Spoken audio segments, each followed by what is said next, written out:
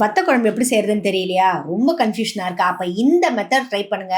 இன்ஸ்டன்டான வத்த குழம்பு நீங்களே செம சூப்பரா சிம்பிளான மெத்தட்ல செய்யலாங்க. அதுக்கு ஒரு கடாயை வச்சு எண்ணெய் ஊத்தி கடுகு போட்டுக்கோங்க.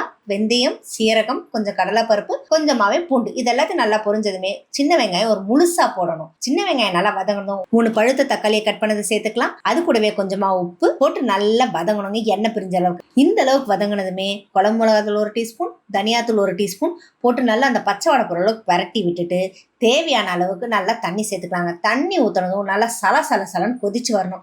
இந்த கொதிச்சு வர இந்த ஸ்டேஜ்ல நம்ம கரைச்சி வச்சிருந்தா புளிக்கரசையும் அது கூட சேர்த்துடணுங்க. இந்த ஸ்டேஜ்ல இந்த குழம்புக்கான இன்ஸ்டன்ட் பொடி ஆட் பண்ணணும். அதுக்கான வத்த குழம்பு பொடி எப்படி செய்யறதுன்றது ஆல்ரெடி நான் என்னோட சேனல் பேஜ்லயே போட்டிருக்கேன். இதை நீங்க ப்ரிப்பேர் பண்ணி வச்சீங்கன்னா 1 மாசத்துல 2 மாசம் வரைக்கும் கெடாம சூப்பரா இருக்குங்க. ஸோ இந்த ஸ்டேஜ்ல நம்ம வத்த குழம்பு பொடியும் ஆட் பண்ணிட்டு எடுத்து அப்படி சுட சுட சாதத்துல சேர்த்து போட்டு சாப்பிட்டு பாருங்க, நிஜமாவே செமையா இருக்குங்க.